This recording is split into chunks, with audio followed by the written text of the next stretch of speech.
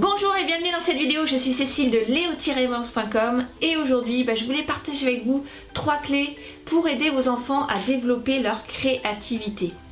Il n'y a pas si longtemps, je discutais avec une maman qui est un membre de ma famille en fait, et elle me disait que elle en avait marre de courir tout le temps pour accompagner ses enfants, les emmener au basket, au cours de dessin, au cours d'anglais, au cours de musique. Donc toute la semaine comme ça, du lundi au samedi, ces enfants avaient des activités pendant leur temps libre.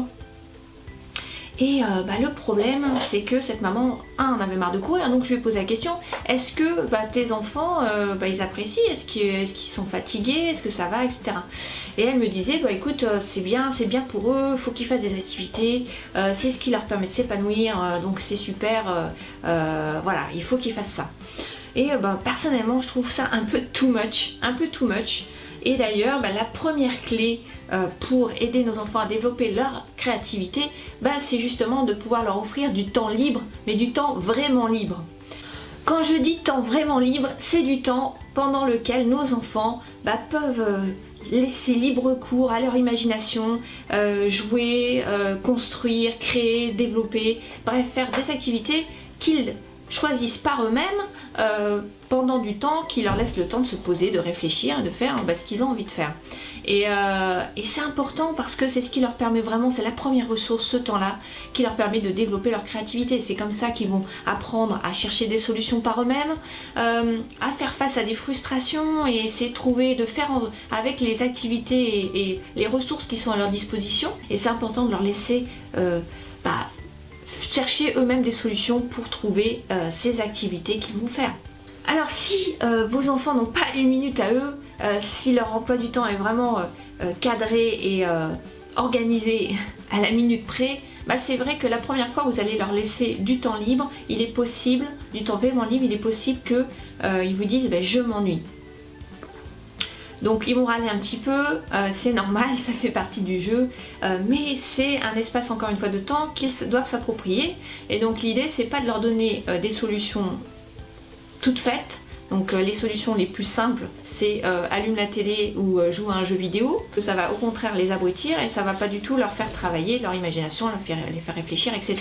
Et donc ça va couper court, vous couper l'herbe sous le pied pour développer leur créativité. Donc au contraire ce qu'on veut c'est donner à nos enfants cet espace de liberté et qu'ils puissent eux-mêmes trouver des idées de jeu. Donc si effectivement ils sont habitués à regarder le petit écran ou à jouer à des jeux vidéo, au départ ils vont peut-être aller et avoir des difficultés à trouver des idées pour s'occuper. Mais si c'est le cas, vous pouvez éventuellement leur poser quelques questions pour essayer de trouver des idées avec eux.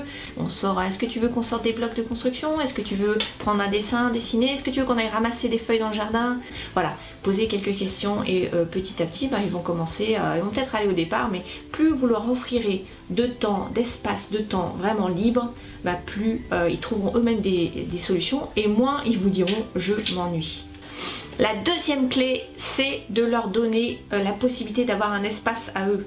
Donc c'est soit dans leur chambre, soit dans une autre pièce de la maison, un espace où ils puissent un petit peu mettre le bazar. Alors je sais qu'il y a beaucoup de mamans qui n'aiment pas du tout qu'il y ait le bazar, et j'en fais partie, j'aime pas non plus que ce soit le bazar avec des jouets partout dans la maison. En même temps c'est important de donner à nos enfants un petit espace. Alors c'est pas forcément un grand espace, j'ai une amie par exemple, salut Nathalie, qui a créé un petit espace de jeu pour ses enfants dans son appartement qui est pas très grand, et elle a à peine, on va dire, même pas 2 mètres carrés qui sont vraiment consacrés au bazar de ses enfants. C'est-à-dire qu'ils savent à la fin qu'ils doivent quand même ranger dans des boîtes qui sont prévues à cet effet, des boîtes transparentes où ils ont leurs jouets. Ils ont une petite table avec 2 petites chaises, mais au moins ils peuvent s'exprimer librement dans cet espace. Et voilà, il vous suffit vraiment de laisser cette petite place de liberté à vos enfants pour qu'ils puissent en profiter et exprimer leur créativité. La troisième clé, c'est de laisser nos enfants rater. Alors c'est un peu contre-intuitif et on va dire que tout ce qui tourne autour de nous, du système scolaire par exemple, pénalise un peu le ratage. Quand on fait des fautes à l'école, c'est surligné en rouge, entouré, on nous met un petit visage qui fait la tête. Voilà, nos enfants sont habitués à être plutôt punis entre guillemets par des marqueurs rouges quand ils font des fautes, et pourtant c'est comme ça que l'être humain apprend, c'est comme ça qu'on apprend depuis tout petit d'ailleurs, hein. Les bébés, ils apprennent à marcher grâce aux erreurs qu'ils font. Imaginez si vous deviez leur dire du premier pas où ils se sont cassés la figure, ah bah non, laisse tomber, t'es trop nul, t'y arriveras pas. Non, nos enfants, on les encourage et on va dire ok, t'as raté, c'est pas grave, tu continues. Et l'enfant va se relever, puis il va retomber, puis se relever, puis un jour il va marcher tout seul. Et à peu près tous les enfants, en tout cas ceux qui sont en bonne santé, peuvent marcher. Et voilà, donc l'être humain apprend en faisant des erreurs.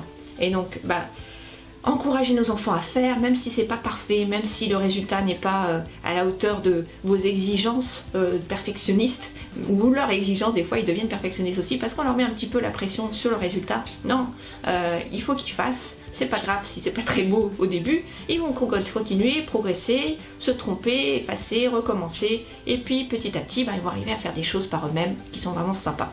Et on peut par exemple mettre leur dessin ou leur création affichée sur votre réfrigérateur, comme ça se fait beaucoup, pour vraiment valoriser le fait d'accomplir des choses.